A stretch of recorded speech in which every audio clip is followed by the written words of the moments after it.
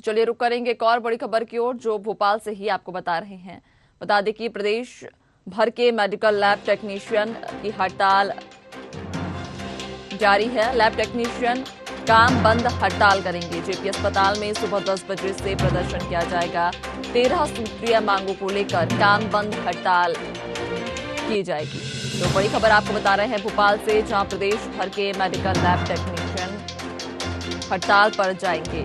Lab technician काम बंद हड़ताल करेंगे।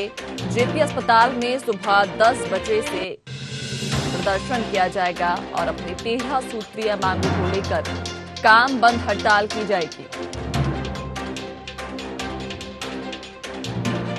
इस खबर पर ज्यादा जानकारी लेंगे। हमारे साथ संवाददाता विवेक हमारे साथ में बने हुए हैं। विवेक, प्रदेश भर के मेडिकल लैब टेक्नीशियन आज से हड़ताल पर जा रहे हैं। 13 सूत्रीय मांगों को लेकर वे हड़ताल कर रहे हैं। इनमें उनकी प्रमुख मांगे कौन सी हैं जिनको लेकर वे हड़ताल पर जाएंगे आज से?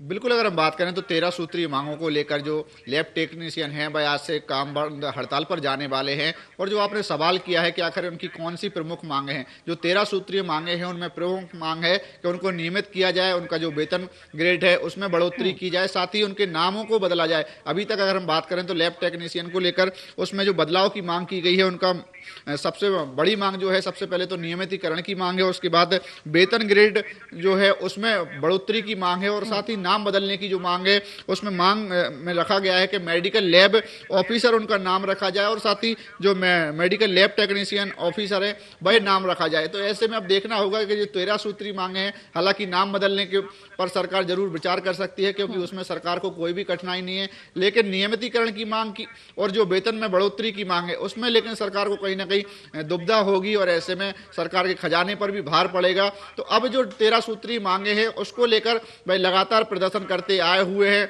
और सरकार को बार बार ज्ञापन भी सौंपा है, लेकिन किसी भी तरीके से उनकी सुनवाई नहीं होने पर उन्होंने परसों ही ऐलान किया था 12 जनवरी को कि भाई आज से यानी कि 14 जनवरी से काम बंद हड़ताल पर जाने वाले हैं। तो अब लगातार उनका जो प्रदर्शन है अब देखने को मिलेगा, और उन्होंने सरकार को चेतावनी भी दी है कि जिस तरीके से मरीजों को परेशानी का सामना करना पड़ेगा उसका जिम्मेदार भी कहीं ना कहीं सरकार को ठहराया है।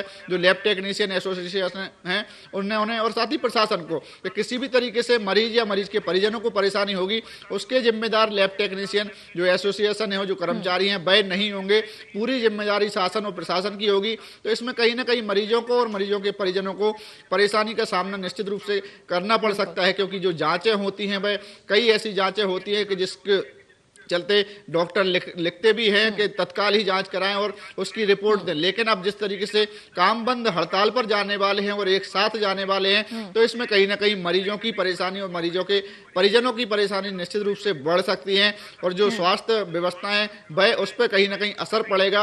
अब 13 सूत्रीय मांगे हैं और सरकार कितने पर विचार करती है और कितनी मांगे पूरी करती है यह जरूर देखने वाली बात होगी।